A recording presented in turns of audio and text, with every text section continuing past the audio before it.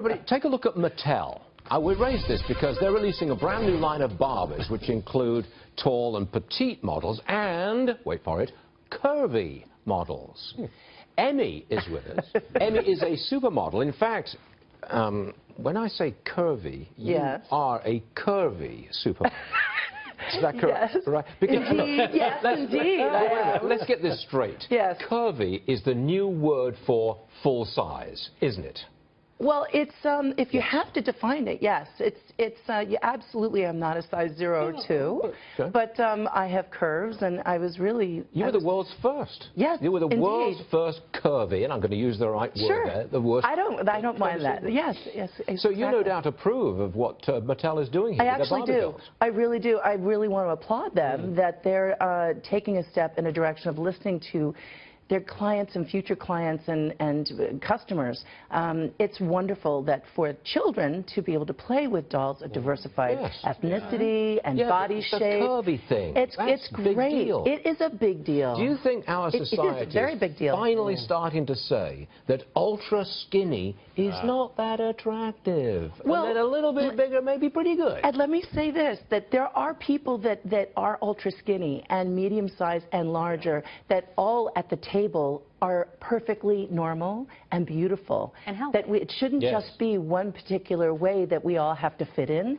And that if you have curvy Barbies, which is really fantastic, you have kids that are naturally curvy, they're going to say, I look like this. I feel better, instead of always going to something against what they're, how they look like, whether it's skin color or if it's even the petite models. The petite models of Barbie is adorable, right? You can relate to that. Yeah, definitely. I have a question about self-confidence versus social media. Do you feel like this will help in that regard? Because there's so much danger on social media of anorexia and eating disorders, right? True. On the opposite end, if we see more diversity in general, curvy, non-curvy, diversified in color and height and all that, it's going to lessen the opportunity for those that feel so poorly about themselves to project that onto other people. And that's bullying is a horrible, horrible situation for any young teen or preteen. And then on social media, it's awful. It's terrible. I'm going to lay the law down here. I think that... I'm serious. That's how you feel. The body mass index. Yes. Okay, that is a measure of your size and shape, isn't it, basically? Yes. I think we should dismiss it to the trash can of history. I agree with you. Because back in the day, you had a BMI, a body mass index, which was over a certain level, and you were considered by any other name obese back in the day. Yes. And I was a Division I athlete at Syracuse University. I was invited to Olympic trials, and I swim. I'm in master swimming, and I love to swim like in lakes around islands and stuff. But, you know, to think that I was considered obese, it just didn't make any sense. And so I consider any kind of measurement that's going to lump everybody together. Plus, the BMI is being used in a very different way than the way it was originally created.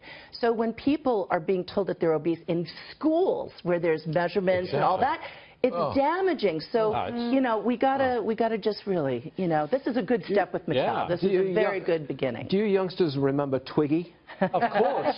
What do you mean, of course? This was the 1960s. Well, because I was born in the 60s, and I remember Twiggy very well. It was Twiggy that started the whole ball rolling. A disaster. She was a twig. Well, she was. Absolutely she was. One thing that I want to say, that with social media, we have a lot of bloggers that have been really, really vocal. And so you now have this wonderful opportunity, yes, with the hardship of bullying. You also have a really wonderful opportunity for men and women to communicate what really is important to them, to what images they want to be sold products to, and I think it's a very good step in the right direction. Why are you known by one name, Emme? Just because you know, you're it's the branding way yourself? This is just what I've always been called for 20 years. It's nice. Don't you have a last name? I do, but I like Emme. I do too. Don't you like Emme? It's wrong. Okay. It's singular. Just call me Stu, okay? I will, Stu. Thanks for chatting. This was great. Thank you very much for being with us. Thank you. I appreciate it. We appreciate it. Yeah. All right.